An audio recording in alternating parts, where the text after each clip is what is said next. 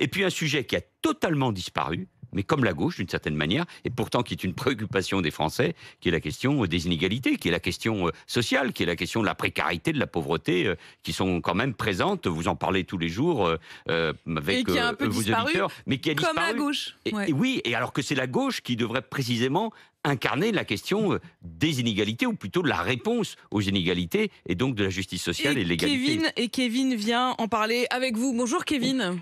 Bonjour Apolline, bonjour Monsieur Valls. Bonjour Kevin, soyez le bienvenu ce matin. Vous nous appelez de Loire-Atlantique. Vous êtes professeur des écoles. Vous en pensez quoi, vous, de cette photographie? Elle vous paraît réaliste? Vous pourriez, être tenté de voter Valérie Pécresse? Alors non, puisque moi je vire plutôt quand même à gauche. Maintenant, voilà, Valérie Pécresse, clairement, c'est une vraie candidate de droite. Je sais qu'elle se revendique comme 2 tiers Thatcher, 1 tiers Merkel. Bon, quand on regarde son parcours, on est plutôt sur 2 tiers Thatcher, 1 tiers Christine Boutin. Donc voilà, je pense qu'il n'y a pas beaucoup d'électeurs de droite qui vont la renier.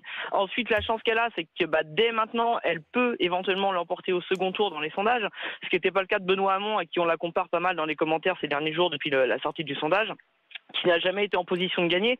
Et je pense que s'il l'avait été, peut-être que M. Valls, ici présent, ou M. de Rugy, aurait été un petit peu moins pressé d'aller se réfugier chez M. Macron.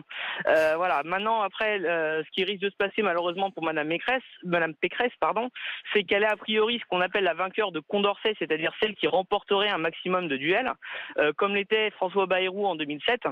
Mais elle risque peut-être de ne pas se retrouver au deuxième tour, ce qui montre là encore les limites de notre mode de scrutin.